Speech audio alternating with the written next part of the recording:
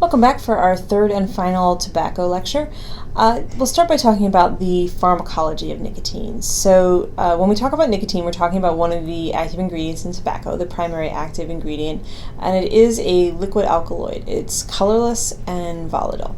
And we do know, as people expose themselves to nicotine, that tolerance and dependence, so the need to experience more, to intake more of the substance to experience the same effects, and the physical dependence on the product, they both develop quickly with nicotine.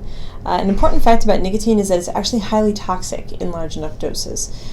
Typically, we don't see the volume of tobacco required for a lethal dose hanging around, but it's actually not that big. A lethal dose of nicotine is only 60 milligrams, and a cigar, any single cigar, would contain about twice that much.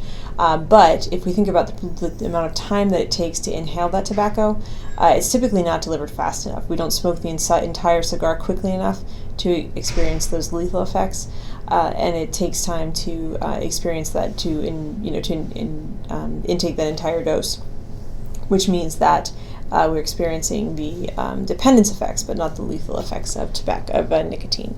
But just to note that it can, in fact, be deadly all by itself, without the addition of respiratory disease or heart disease or any of those other lovely effects.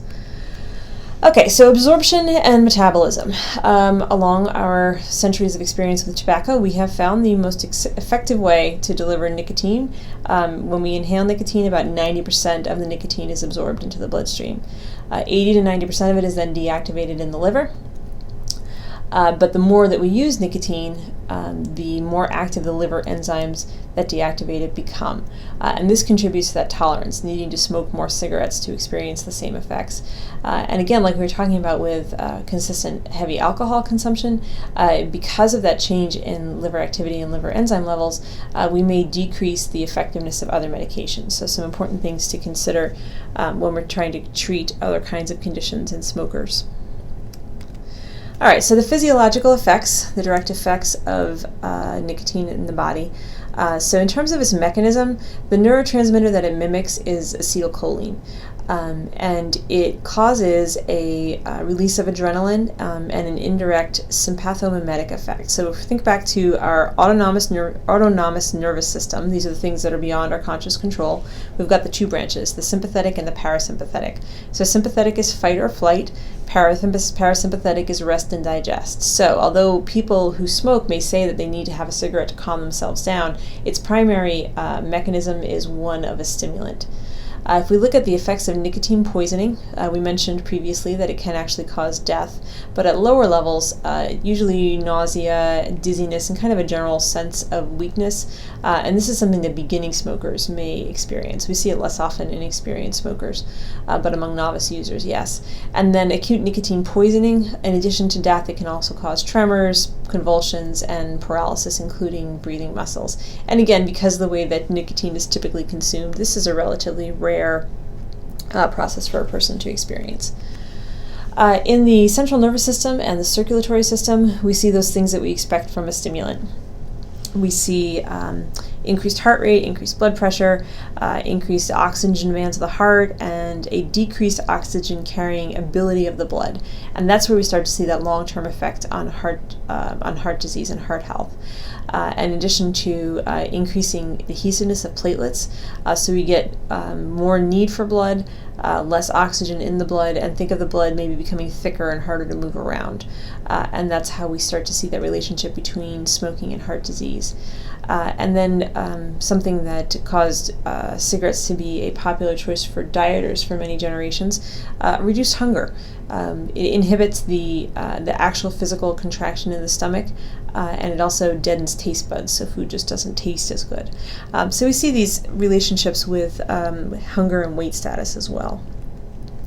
Now, behavioral effects, when we think about smoking, we're talking primarily about nicotine, so that's our primary reinforcing substance. And although the physiology indicates that nicotine is a stimulant, smokers do report that nicotine has both stimulant and calming effects, so not isolated to one or the other. But think back to our video about college students drinking non-alcoholic beer and the role of expectations of consumption.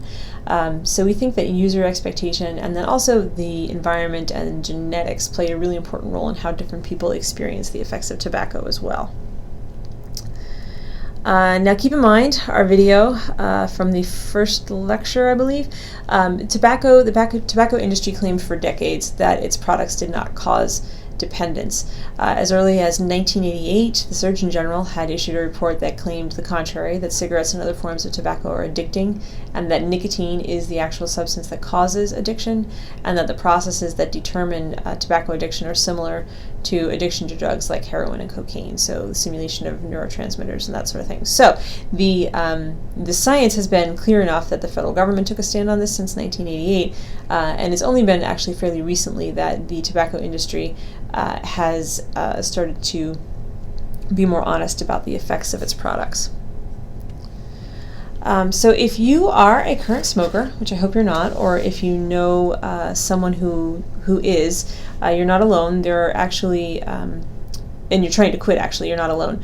There are more than 40 million people right now here in the United States who have successfully quit. Now, when we think about treatment programs, 90% of those ex-smokers report that they did not use any kind of formal treatment. But we do have lots of options available. Some of the funding that came out of that master settlement agreement was used to create very well-researched programs with a solid evidence base. So there are some options to pursue there. If you've heard that that statement that nicotine is harder to quit than heroin, it's really difficult to actually wrap numbers around that sort of thing from the evidence base, but we do know that nicotine is strongly reinforcing. Think about our early lectures on pharmacology and how inhaled drugs tend to be some of the most reinforcing because of those nearly immediate effects. And if you think about what it means to smoke a pack a day, that's 50,000 reinforcing puffs every single year. So that's part of the reason why we suspect that quitting is so difficult. Some new products that have been they've provided a great deal of assistance over the past few decades. Replacement therapy. So this is patches, gums, lozenges. They deliver the nicotine, but without some of the other products that are so risky for respiratory health, the tar and carbon monoxide. There are also some medications that are available, some non-nicotine-based medications.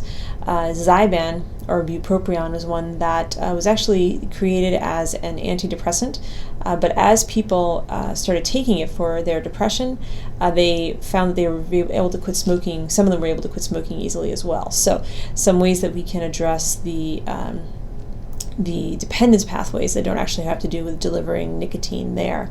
And we do find in the evidence base that if we are able to combine some kind of pharmacological approach, so either replacement therapy or pharmacological therapy, with counseling, then we increase the odds of successful quitting. It is very normal for a person to go through 4, 5, even 6 efforts to quit before they're successful. But some new information, definitely ask your doctor about some assistance with this. First of all, they tend to have some great resources available. And then second, the Affordable Care Act requires most insurance companies to pay for tobacco cessation therapy because it is an approved preventive service. So if you're in that situation or someone you care about is, there is definitely, there are ways to pursue that don't involve large financial outlay on that person's part. So that will wrap us up for tobacco for this week. Let me know if you have any questions. You can always reach out through the content questions discussion board or just go ahead and send me a message.